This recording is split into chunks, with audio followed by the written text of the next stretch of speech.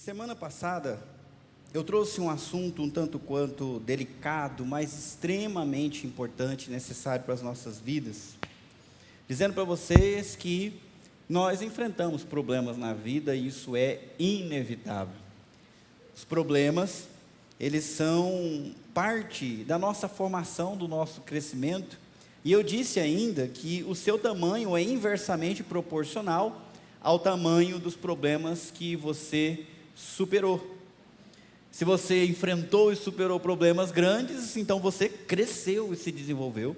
Mas os problemas que na Bíblia é chamado de tentações, de provações, também têm o poder para atrapalhar a nossa vida, para nos deixar numa situação complicada. Por conta disso, a gente precisa crescer, avançar, desenvolver, porque senão não tem jeito. A gente, ao invés de crescer, ao invés de se desenvolver, o resultado negativo pode ser a gente se desfazer. Todas as pessoas estão envolvidas nessa dinâmica com os problemas, ou se desenvolvendo, ou se desfazendo à medida que reage aos problemas que surgem na sua vida. Então eu queria convidar você a continuar pensando sobre isso, sobre os problemas, sobre as tentações, sobre as provações. Eu disse que elas vêm, e de fato elas vêm na Bíblia. Às vezes o inimigo vem e tenta um servo de Deus, mas às vezes é o próprio Deus que coloca o seu servo à prova, como ele fez com Abraão. Às vezes parece que Deus e o diabo, os dois estão trabalhando junto para provar a fé de Jó, não é isso? Deus permitiu, Satanás foi com vontade, e ele passou por aquele problemão que afetou toda a sua vida, tirou sua riqueza, tirou sua família, tirou sua saúde, e ele enfrentou aquilo, não foi fácil. Às vezes o Espírito Santo aparece na Bíblia conduzindo Jesus ao deserto para ser tentado por Satanás. Às vezes a tentação, a provação é uma pessoa, é uma circunstância, é uma crise dentro de casa. Nós passamos por tentações e provações o tempo todo, e às vezes esse processo é mais intenso, às vezes ele é menos intenso, mas existe um momento em que as coisas ficam complicadas e nós precisamos estar preparados. A melhor maneira de enfrentar a tentação, antes de pensar nos outros, é pensar em si mesmo. Por isso Jesus nos ensinou a orar dizendo: não nos deixeis cair em tentação, mas livrai-nos do mal. Em outro trecho, quando ele estava orando antes da maior provação da sua vida, ele ensinou os seus discípulos a orar e vigiar para não cair em tentação. Então nós, assim como o nosso Senhor, passamos por isso e precisamos enfrentar isso na nossa vida. Tudo que a gente passa nos tenta de alguma forma. Até as coisas boas podem ser uma tentação para a gente se esquecer de Deus. Até as pessoas, até a igreja, até a palavra, até o culto, tudo pode se tornar uma tentação. Nesse instante você está sendo tentado, e você pode estar sendo aprovado ou reprovado, dependendo da maneira como você está vigilante, guardando o seu coração para não cair em tentação. Eu tratei disso semana passada. Se você perdeu, você pode assistir, mas hoje eu quero te convidar a pensar no outro. O pecado no outro sempre será uma tentação para mim. O pecado no outro sempre será uma tentação para você. O pecado no outro te ofende, com toda certeza, te incomoda mais do que o teu próprio pecado. Lidar com os problemas, com os defeitos dos outros é sempre difícil. E às vezes a gente quer ajudar, mas a gente não percebe como nós estamos sendo tentados também nesse momento de tentar ajudar, de tentar resolver. Ao lidar com o pecado do outro, eu sou tentado e também posso cair no mal. Por isso eu preciso alinhar a minha motivação, alinhar o meu coração e também alinhar a estratégia, ter atitudes e uma postura bíblica correta, não a que eu penso, não a que eu acho, não a que eu sinto, mas aquela que Deus determina. E é isso que nós vamos aprender hoje na palavra. E vamos ter mais uma palavra de oração pedindo que Deus nos ajude. Senhor, nós queremos muito aprender a lidar, não só com o nosso pecado, mas também com o pecado, com a tentação que o outro enfrenta. Nós acabamos de cantar que queremos que o Senhor edifique em nós uma morada para Ti. que nós queremos ser uma comunidade comprada por um alto preço e que vive em comunhão. Nós queremos batalhar lado a lado contra o pecado, contra o diabo, e queremos triunfar. Mas nós, ó Deus, reconhecemos os perigos e queremos ter cada vez mais atenção. Por isso que a Tua palavra, através do Espírito Santo, fale ao nosso coração, no nome de Jesus. Aqueles que concordam, dizem bem forte. Amém. Amém. Vamos abrir a nossa Bíblia em Mateus, capítulo 7, no versículo 1. Você pode deixar a sua Bíblia aberta, por favor. E aí a gente vai ler junto aonde está amarelo. Aliás, vocês vão ler junto aonde está amarelo. Mateus capítulo 7, a partir do versículo 1.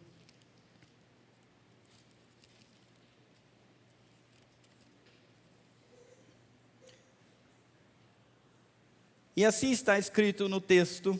Paulo escreve, aliás, Jesus ensinando para a multidão, no Sermão da Montanha, conversando com esses discípulos, com esses ouvintes, ele chega na parte social do seu sermão, nos ensinando a lidar com crises de relacionamento, com crises na família, com crises no trabalho, com crises com os parentes, com crises no casamento, com os filhos, sei lá.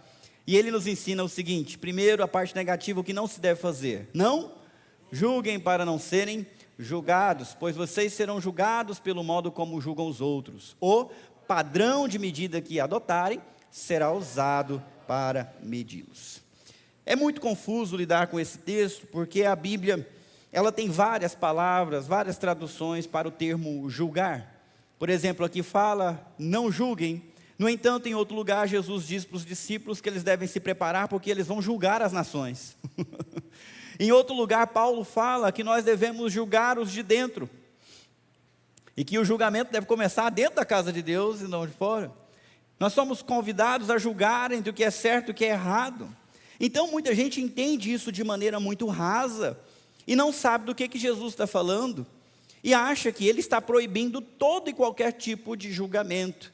No entanto, eu quero deixar vocês tranquilos e dizer que há muitos julgamentos que nós não só precisamos fazer, nós devemos fazer. Vou dar um exemplo. Eu tenho 3 filhos. Eu sei que vai aparecer uma hora uma mocinha, e eu já vou avisando, eu vou julgar, de cima a baixo, pedir currículo e tudo mais. E quando chegar na caçula, talvez o grau de julgamento seja maior. Já estou avisando, né? Quem tem filho na idade, já avisa lá. E você que é pai, que mãe, você deve simplesmente entregar o teu filho, a tua filha, sem julgar e dizer para ele nenhum conselho a partir do teu julgamento? Não, essa é a função do pai e da mãe, instruir os seus filhos. Então o julgamento é importante em muitas áreas da vida. Só que Jesus não está falando de qualquer julgamento. Ele está falando de um tipo de comportamento aonde o criticismo, a crítica improdutiva tomou lugar. Tudo o que se faz é criticar e condenar e julgar e desprezar o outro. É quando um relacionamento foi tomado por criticismo improdutivo ou por uma cobrança insensível. O tempo todo. Se não um, então os dois. Criticismo improdutivo, cobrança insensível. No entanto, esse é um padrão pelo qual nós tentamos resolver as coisas, especialmente com as pessoas mais próximas. Em relação às pessoas que nós temos menos conexão e menos intimidade, nós temos pudor e vergonha de criticar. Nós temos dedos, nós pisamos em ovos. Mas com os mais próximos o negócio já é mais escrachado mesmo. A gente cobra mesmo, a gente cobra de novo, a gente critica, a gente espera o momento de mostrar para a pessoa como é que ela está errada. Parece uma maneira correta de resolver os problemas. Quem é assim direto e fala tudo na hora que tem que falar, vai dizer, essa é um defeito, eu sou sincero. Mas ele está dizendo como se fosse uma qualidade. Eu sou sincero. Sincericídio, às vezes a gente até comete falando dessa forma. Mas perceba que quando a gente comporta com um criticismo improdutivo, que não muda, que não ajuda, ou uma cobrança insensível, que não reconhece o outro como ele é, nós só vamos aumentar a indisposição ao tentar lidar com os pecados e tentações do outro. E Jesus mesmo disse: a mesma medida, o mesmo padrão que você usar na hora apropriada, será usado. Vocês já passaram por isso. Eu já passei por isso. Os meus filhos estão crescendo e começam a pensar, refletir e responder. Então, se eu falo alguma coisa, mas daqui a pouco eles percebem que nessa mesma coisa, talvez eu não esteja agindo coerentemente com o que eu falei. Ah, tá vendo? Ah, você fala isso, mas olha só, a mesma medida, a mesma medida. Quando a gente cai nesse vício, quando a gente cai nesse círculo vicioso de tentar resolver as coisas com criticismo e com cobrança, nós temos que estar preparados, porque na hora certa, essa cobrança vai voltar, e às vezes volta com um troquinho, não é? Eu lá em casa, costumo ser o mais chato a ficar reclamando de coisas fora do lugar, certo? Eu saio catando e chamando a centopeia lá de casa. Fulano, quantos pés você tem? Vocês estão rindo? Tem gente que aproveita para dar um abraço no marido, né? Vou pensar na esposa agora. Quantos pés você tem? Porque não é possível, né? E guardo. Mas e quando eu chego e consigo sentar no sofá e tiro o meu tênis ali mesmo e ali eu deixo? É nessa hora que a turma aproveita. Ah, tá vendo? Você fala, quantos pés você tem? Olha aí, né? Desliga a lâmpada. Então, isso é uma regra humana das inter-relações pessoais. Se você cobra, se você é crítico, se você é exigente, prepare-se, porque a mesma medida será usada contra você na primeira oportunidade. E isso pode virar um círculo sem fim. Provérbios capítulo 17, 14, você pode abrir rapidinho? Provérbios 17, 14.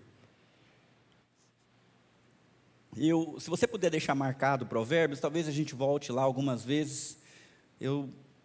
Pela providência de Deus, li esse texto hoje, eu vi que vários versículos dele serviam de exemplo para a instrução de Mateus 7. Então nós vamos voltar para Provérbios. Vamos começar com 17, 14. E olha só o que diz aqui em Provérbios 17, 14, nova versão transformadora. Começar uma briga é como abrir a comporta de uma represa. Portanto, pare antes que irrompa a discussão.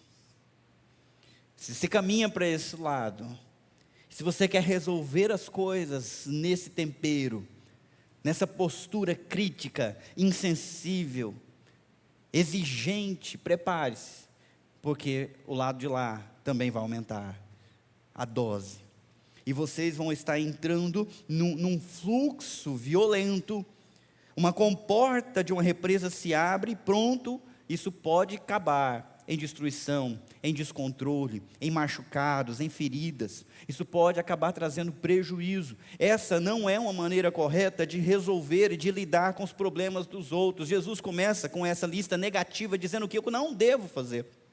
Eu não devo ser conduzido por um espírito crítico, eu não devo ser conduzido por um espírito insensível, eu não devo ser conduzido por um espírito exigente quando eu tenho que lidar com o outro, porque isso só vai fazer que ele se feche para me cobrar e para ser exigente, para me devolver o mesmo troco depois. Esse é o não número 1. Quando a gente continua o texto, Jesus ensina mais, no versículo 3, porque você se preocupa com o cisco no olho de seu amigo, enquanto há um tronco em seu próprio olho? Como pode dizer a seu amigo, deixe-me ajudá-lo e tirar o cisco de seu olho, se não consegue ver o tronco em seu próprio olho? É muito comum a gente se preocupar com o cisco no olho do outro. Nós vemos os defeitos nos outros muito mais fácil que nós vemos os defeitos em nós. Nos incomoda, como se estivesse no nosso próprio olho, o que é no mínimo intrigante, porque o cisco é algo muito pequeno, devia incomodar o olho de quem é o dono devia incomodar o olho de quem é o dono do olho. Mas não é bem isso que acontece. Olha só o contraste que Jesus usa para nos ensinar a respeito dessa atitude nossa. O cisco é símbolo de algo extremamente pequeno. O cisco é símbolo de algo muito comum. Quem aqui já caiu um cisco no seu olho? Quem nunca teve um problema de cisco no olho, levanta a mão que eu quero conhecer o abençoado. Deve usar óculos desde cedo. Gente, às vezes eu acho que eu sou tão azarado que até com óculos cai cisco no meu olho. E incomoda, é algo comum, acontece com todo mundo. Ter um cisco no olho, tem gente que o cisco cai no olho e não quer nunca mais ir embora, né? Dá trabalho para sair, é comum de acontecer. Então é algo pequeno, é algo comum. Cisco também é símbolo de algo que incomoda mais o dono do olho.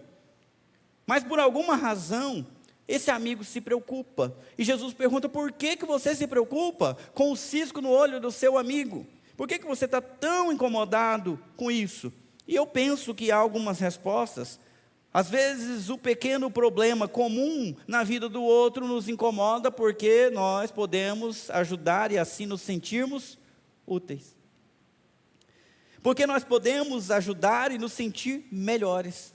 Eu estou acima, né? Fulano está precisando de ajuda, coitado. Deixa eu tirar esse cisco do olho dele. E aí, nossa, eu não tenho cisco no meu olho.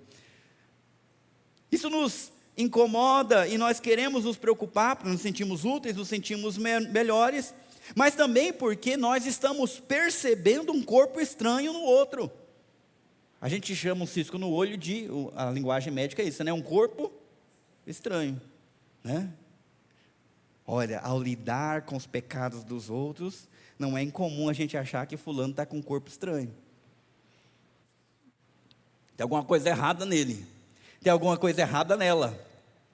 Tem alguma coisa errada no meu marido, pastor. Você não quer trazer uns presbíteros a gente orar? Tem um corpo estranho ali. Tem algo estranho. O corpo estranho nos incomoda. No entanto, Jesus usa um outro símbolo para falar. Ele fala do tronco. Em algumas Bíblias é traduzido como trave, em outras Bíblias é traduzido como viga, mas não importa se é tronco, se é trave, se é viga, quando você compara com o cisco, o que é maior? O que incomoda mais? O que é mais perigoso? O que atrapalha mais a visão? O cisco ou o tronco? O tronco. Então ele pergunta: por que você se preocupa com o cisco no olho do seu amigo enquanto há um tronco em seu próprio olho? É claro que não dá para enfiar um tronco no olho, né, gente? Se tiver um tronco no olho, já não tem mais olho. O que ele está querendo dizer é que enquanto o outro tem um cisco que traz algum incômodo, nós temos um tronco que impede toda a visão, que tapa tudo. O tronco é símbolo de algo grande. O tronco é símbolo de algo incomum de estar na frente de um olho. O tronco é símbolo de algo que impede completamente a visão. O cisco não. O cisco incomoda, irrita, deixa o olho avermelhado, mas a pessoa até consegue enxergar. Agora, um tronco, uma viga, impede completamente de você ver o que está à sua frente. E o problema é que você se dispõe para tirar o cisco no olho do outro, mas o que você está enxergando? Nada. Há algo impedindo você de ver, e isso se torna um grande problema. Por isso Jesus diz: hipócrita, primeiro livre-se do tronco em seu olho, então você verá o suficiente para tirar o cisco do olho de seu amigo. O que seria esse tronco?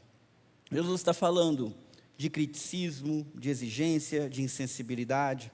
Isso são sinônimos de desprezo, são sinônimos de corações amargurados, pessoas contaminadas pela raiva. Desprezo, amargura, raiva são um combustível para o criticismo improdutivo, são a lenha que faz queimar a cobrança insensível. Eu digo mais, a fogueira da discórdia e da confusão na família, na igreja, na sociedade, é alimentada com essa lenha que nos impede de ver. As coisas pioram à medida que nós tentamos resolver as coisas sem resolver dentro da gente primeiro, sem tirar o que nos atrapalha de ver primeiro, sem fazer uma autocrítica primeiro. Isso é muito importante. Provérbios 17, versículo 15.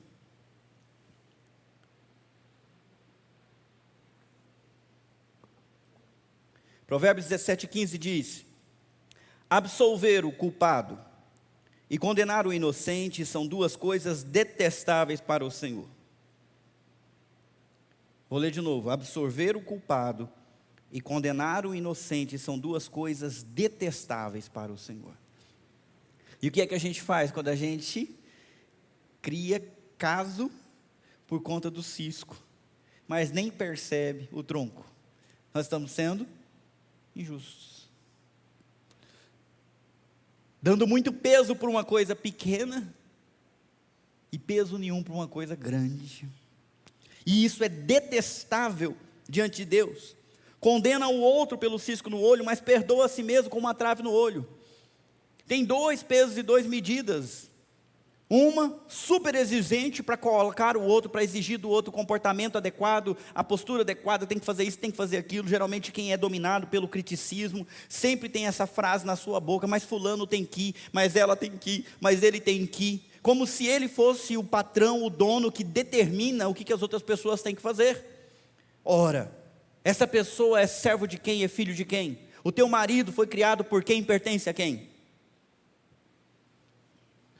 Tá certo, você pode falar, é a mim, mas só como esposo. Mas antes disso ele pertence a Deus, ele foi criado por Deus. O seu filho pertence a Deus, a sua filha pertence a Deus, seu pai, a sua mãe, todos eles pertencem a Deus. O seu irmão, a sua irmã, na mesma igreja, fora da igreja, todos pertencem a Deus, tudo existe para ele. Então eu não posso ter uma postura de dizer tem que isso, tem que aquilo, porque não me foi dada essa função. E ao impor sobre ele o que ele tem que ir, ele também vai impor sobre mim o que eu tenho que ir. E assim nós vamos ter essa confusão tomando conta, e toda essa discórdia e confusão alimentando.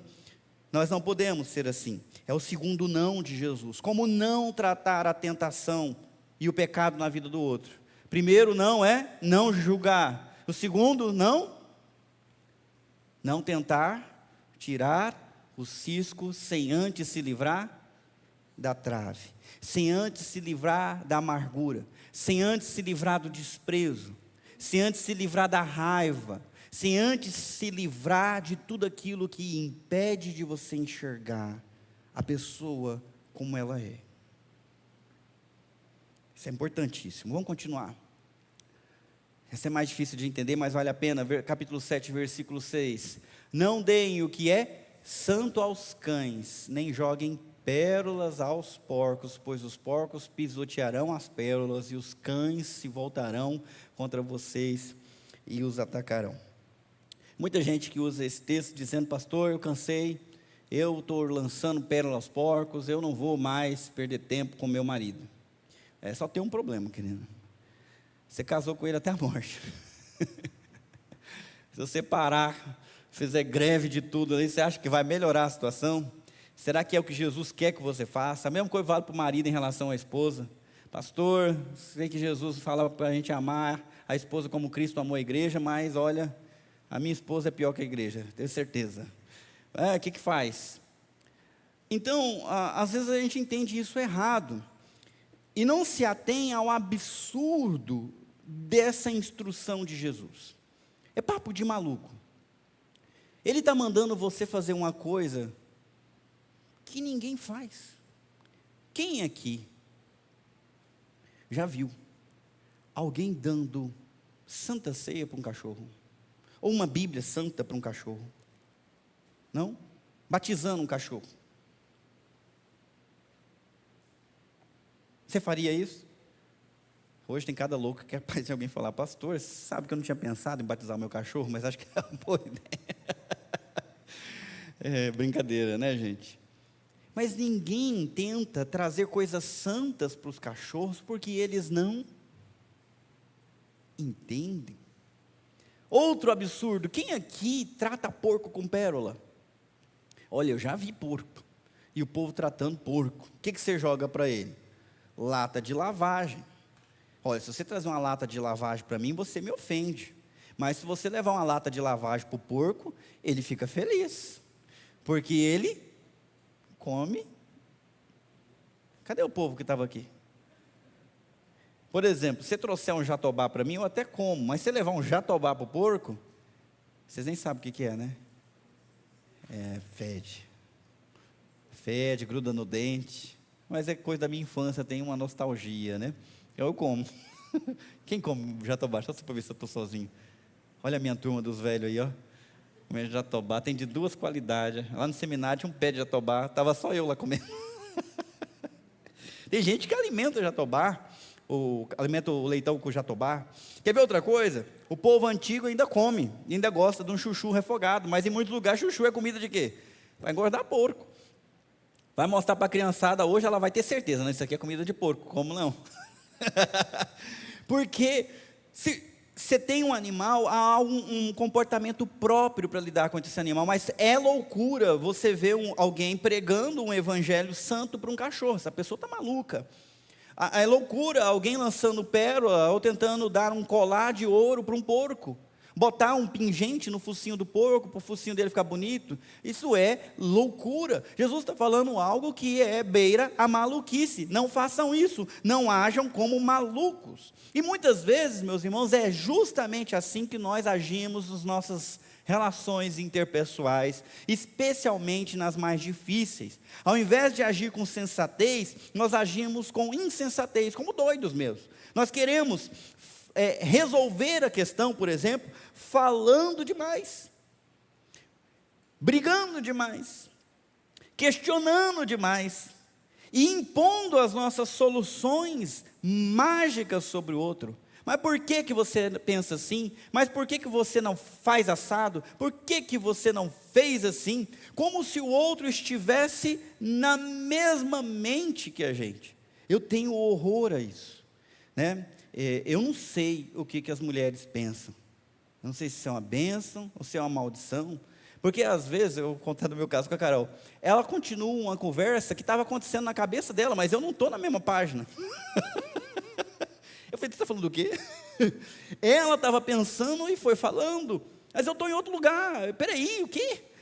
Você sabe que o homem é uma coisa de cada vez, não é? Nem que o Cláudio Duarte fala que a cabeça de mulher é um monte de fio desencapado, tudo dando curto, né? Todos os assuntos se entrelaçam.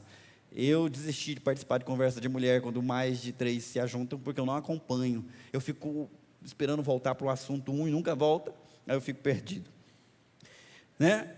Então, às vezes, a gente está assim, querendo que o outro esteja na mesma compreensão, que o outro tenha os mesmos padrões, que o outro esteja partindo do mesmo patamar. Isso é impossível.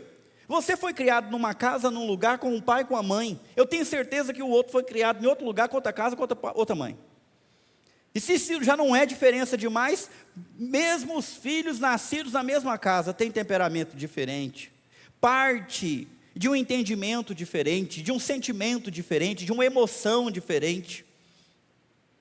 Eu poderia falar dos meus filhos. Samuel não reclama se você não abraça ele, mas ele deixa. O Levi gosta ainda mais de abraço, mas se você não toma iniciativa, ele ressente. Ele dá umas alfinetadas, sabe? Ele testa. Oh, mas não são iguais. Não nasceram do mesmo pai, da mesma mãe. Não foram criados no mesmo ambiente. São diferentes. Nós não partimos do mesmo padrão. Nós não temos a mesma cabeça. Não é porque você pensa assim que o outro vai pensar igual. Não é porque você está entendendo que o outro está entendendo também. Há uma diferença, e agir como se o outro valorizasse o que nós valorizamos da mesma forma é agir como louco. É tentando dar uma pérola para alguém que não sabe que aquilo ali é uma pérola. É tentando dar algo que você considera santo, mas que aquele ali ainda nem entendeu o que isso significa. Então Jesus não está com isso, diminuindo as pessoas e chamando aqueles que a gente não gosta de porco e de cachorro, né? Não é isso. Não é para você desumanizar as pessoas, especialmente da sua inter-relação, pelo amor de Deus. Se você está lendo esse texto e já está no ponto de falar, pastor, já entendi, o meu marido, eu não vou lançar pérola ao porco. Você está chamando ele de porco. Não é essa a ideia. A recomendação de Jesus não tem nada a ver com o porco e com o cachorro. A recomendação de Jesus tem tudo a ver com o seu comportamento. Você está agindo como louco. Você está tentando impor algo que alguém não tem condições de digerir, de entender. Provérbios 17, 27.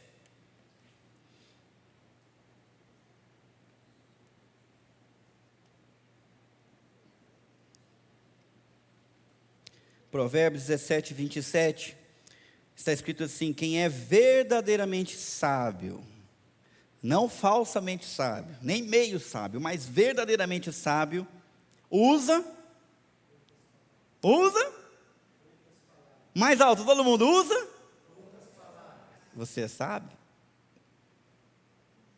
Quem é verdadeiramente sábio usa poucas palavras, e quem tem entendimento controla as suas emoções.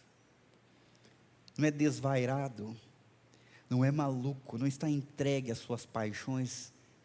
Pensa e se controla para encontrar o melhor caminho, o mais sensato.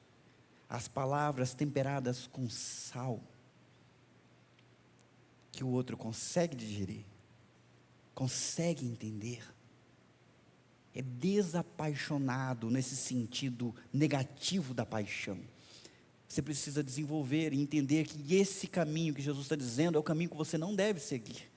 Não ser cheio de criticismo, de julgamento. Não tentar tirar o cisco no olho do outro sem enxergar de verdade, então você vai machucar ele, vai machucar o olho que é sensível. E também não ficar impondo as suas soluções mágicas, agindo como um maluco. Falando demais, sem sabedoria.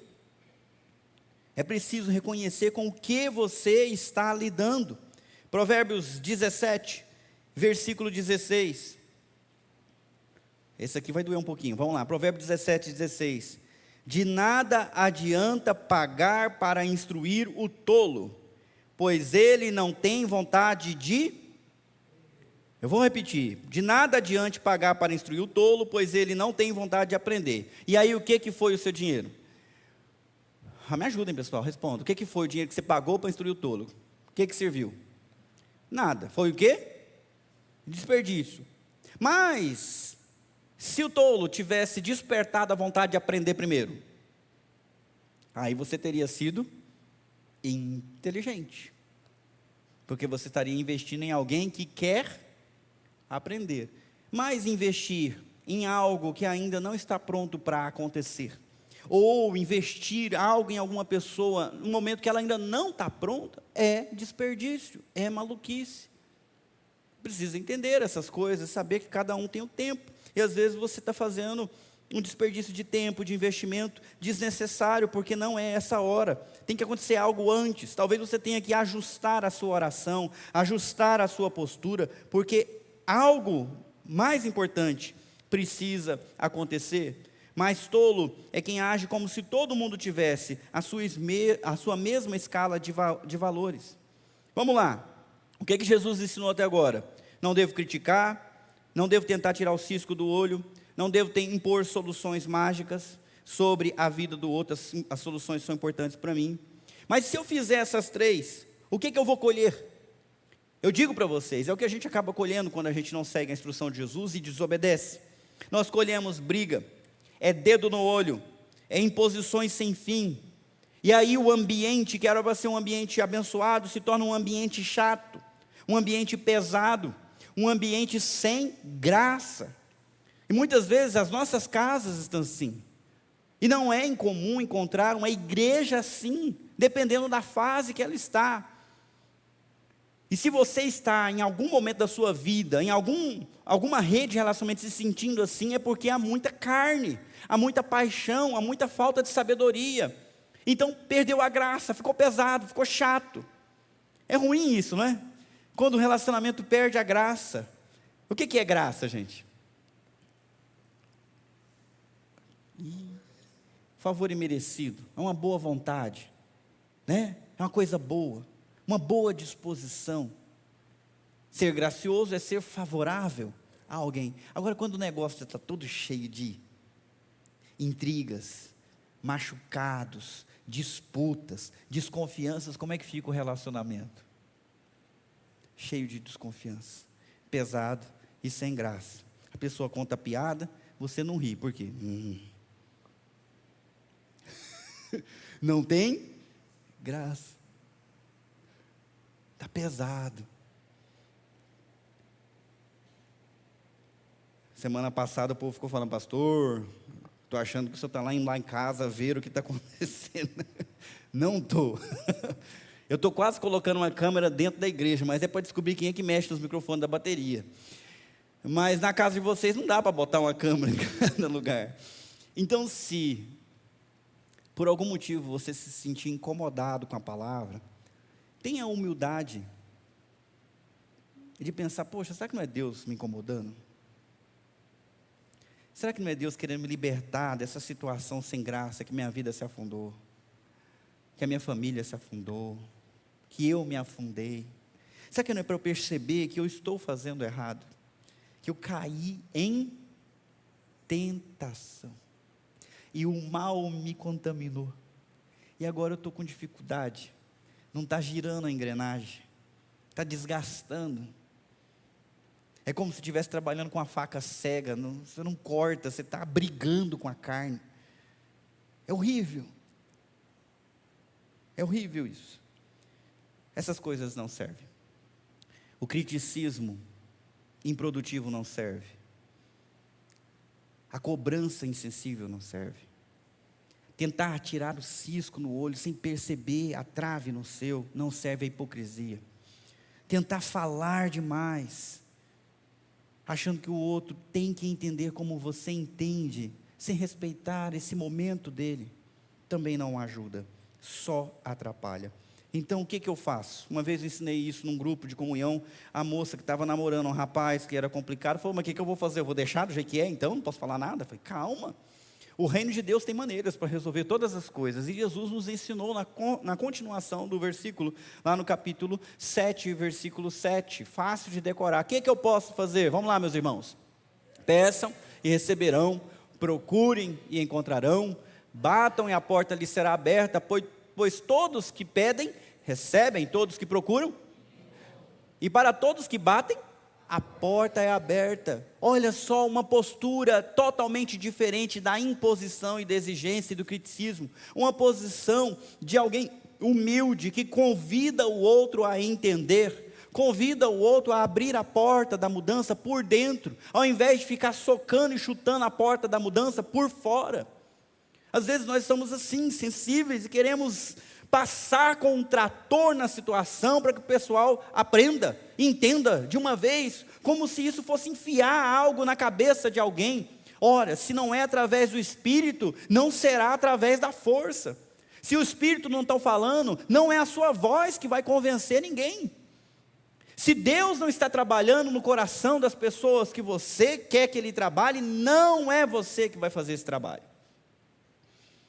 É por isso que você tem que diminuir a bola e pedir, primeiro a Deus.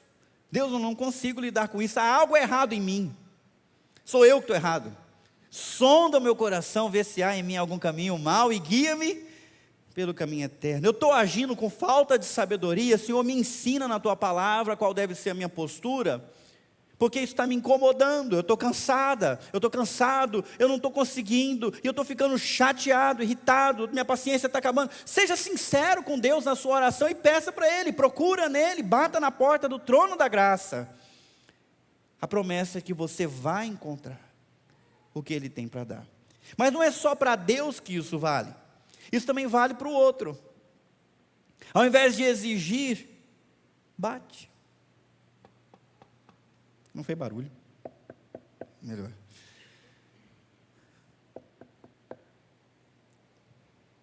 Só isso aqui já é incômodo o suficiente, pelo amor de Deus.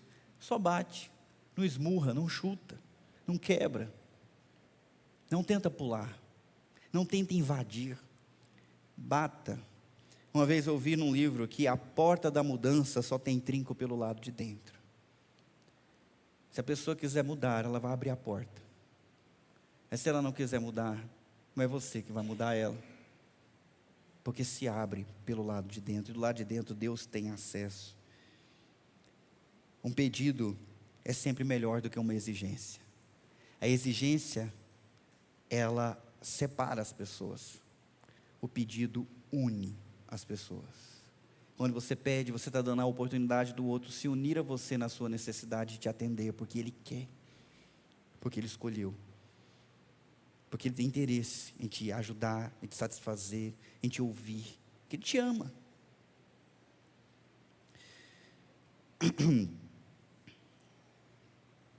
E algumas pessoas agora estão felizes, pensando assim: ah, agora sim, pastor. Eu vou agir assim para aquela pessoa difícil abrir a porta da mudança para mim. Você já parou para pensar que você pode ser a pessoa difícil da história? E que alguém agora está falando: ah, acho que eu vou orar. Por quê? Como eu disse para você, é fácil a gente enxergar o cisco. Mas será que não é você que é essa pessoa difícil?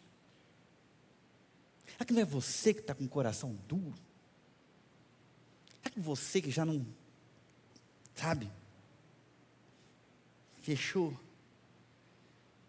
E alguém aqui tem que orar. Alguém aqui tem que bater para o Espírito Santo tocar aí para ver se... Será que não é você o chato da história? Que critica, que cobra, que... Lá em casa eu tenho certeza que sou eu, não precisa nem olhar para mim. Eu preciso me sujeitar a Cristo, e você também. Por isso, comece olhando para dentro. Por certo, você precisa bater educadamente nas portas. Mas a pergunta é: você está disposto a abrir a porta para quem está batendo? Para quem está te pedindo? Para quem está insistentemente, amorosamente te insistindo com você: fulano, abre o olho, fulano, cuidado. Eu vou trazer isso de maneira pessoal aqui, meus irmãos. Domingo após domingo eu tenho exortado vocês dizendo: queridos, os tempos são maus. Vamos melhorar a nossa vida de oração. Vamos melhorar a nossa frequência no culto. Vamos cuidar uns dos outros. Vamos orar uns pelos outros. Vamos visitar uns aos outros. Vamos engajar nos ministérios da igreja. Leva a sério, você fez um voto com Deus, você fez um voto com a igreja. Vamos lá. Será que isso é chatice minha ou é um convite? Eu não estou pegando ninguém no laço. Eu estou convidando vocês a tomarem uma providência, porque os dias são maus. E você precisa estar preparado. O que eu quero com isso? O meu bem? Eu quero o seu bem. Eu quero a sua edificação. Mas às vezes a gente está batendo em uma porta que nunca se abre. A gente está chamando alguém que nunca atende. Distraído no celular, distraído na TV. Igual às vezes quando eu chamo o meu filho e ele está entretido em alguma coisa. Pensa sobre isso. Provérbios 17:9, depois de Mateus 7:12. Em todas as coisas, façam aos outros o que vocês desejam que eles lhes façam. Essa é a essência de tudo que ensinam a lei e os profetas. Essa é chamada de regra de ouro de Jesus Cristo. Você precisa fazer para o outro o que você deseja para si. Gostaria de ser perdoado? Perdoe. Gostaria de ser amado? Ame. Gostaria de ser confrontado em amor? Confronte em amor. É a parte mais fácil de entender. No entanto, às vezes as coisas são mais complicadas.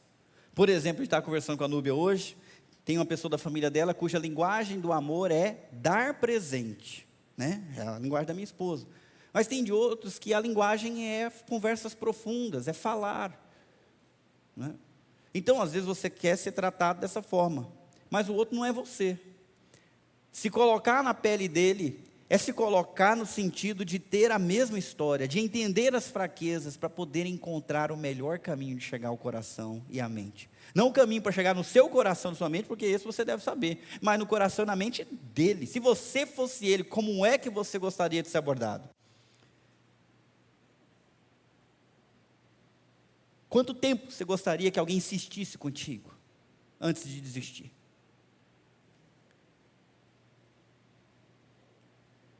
É preciso dar um passo além. Ah, mas ninguém faz assim, pastor. Nunca vi isso.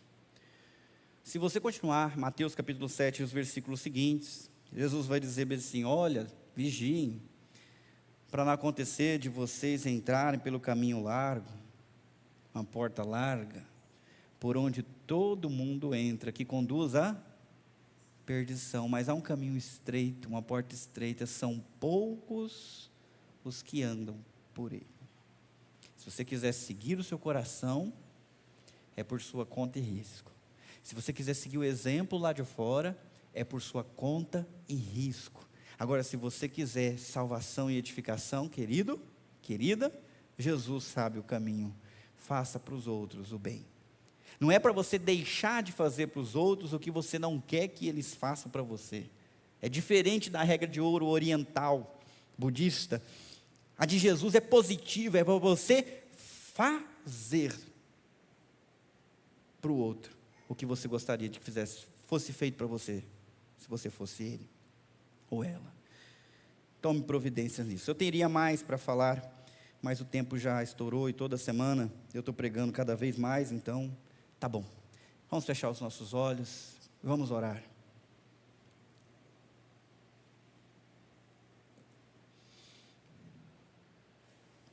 Senhor, lidar com os nossos pecados, com as nossas tentações já é difícil. Lidar com os pecados e com as tentações na vida dos outros é mais difícil ainda, porque ao olhar para eles, nós nos cegamos a respeito de nós.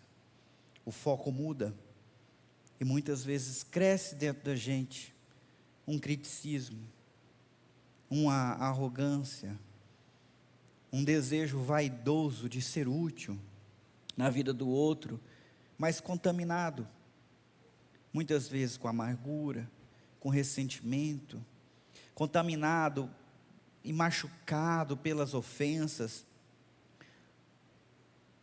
pela falta de vontade de ouvir, pela demora. Não é fácil, Senhor Deus, lidar com o pecado dos outros. Eu quero te pedir que o Senhor nos ajude.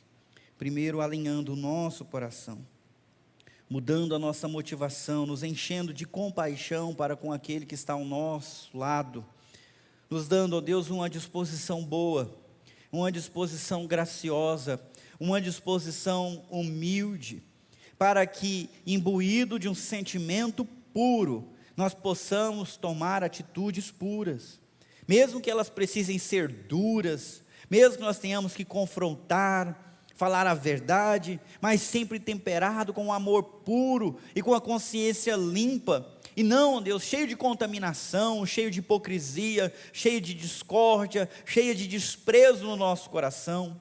Nos ajuda, Senhor Deus, porque dia após dia nós queríamos mudar as coisas nos incomodam, as pessoas nos incomodam, atitudes nos incomodam e complicam a nossa vida, muitas vezes tiram a nossa paz, tiram a alegria, e tudo fica tão complicado, mas nós entendemos, ó Deus, que todas essas coisas fazem parte dessa escola da vida, aonde o Senhor está nos ensinando a fazer as coisas do jeito do Senhor, a sujeitarmos o nosso coração ao Senhor e também confiar que o Senhor cuida do irmão, que o Senhor cuida da irmã, que o Senhor sempre terá acesso ao coração, à consciência, que não existe coração duro o suficiente que o Senhor não possa quebrar, que nós possamos entender isso, ó Pai, e assim nos aliarmos ao Senhor no que o Senhor está fazendo, ao invés de trazer para nós a responsabilidade de querer mudar tudo. Nos ajuda, Deus, a sermos colaboradores com o Senhor, nesse ministério de reconciliação, nesse ministério de confronto ao pecado e de chamado ao arrependimento, mas de maneira respeitosa, falando a verdade e dando espaço para que a pessoa mesmo venha perceber e venha mudar. Nos ajuda, Deus, a ser um instrumento de edificação, nos dê sensibilidade para conseguirmos, ó Deus, andar no passo de quem é mais lento, para conseguirmos dar um apoio a quem é mais fraco, reconhecendo as nossas próprias fraquezas e a nossa própria lentidão. O Senhor é tão paciente comigo, o Senhor é tão paciente conosco, tão longânimo. Senhor Deus, nos ajuda a sermos cada vez mais parecidos com o Senhor. E aí abençoa para que a nossa comunidade, as nossas famílias, os casamentos venham florescer, venham ser cheios de vida, de alegria, de paz, de satisfação, de graça. Que haja motivo para rir, motivo para celebrar, que os erros possam ser motivo de risada e não de cobrança. Ajude-nos, ó Deus, a encontrar saúde emocional, saúde psicológica, saúde comunitária, relacional, Só o Senhor pode produzir isso em nós. Eu lhe peço no nome de Jesus. Amém.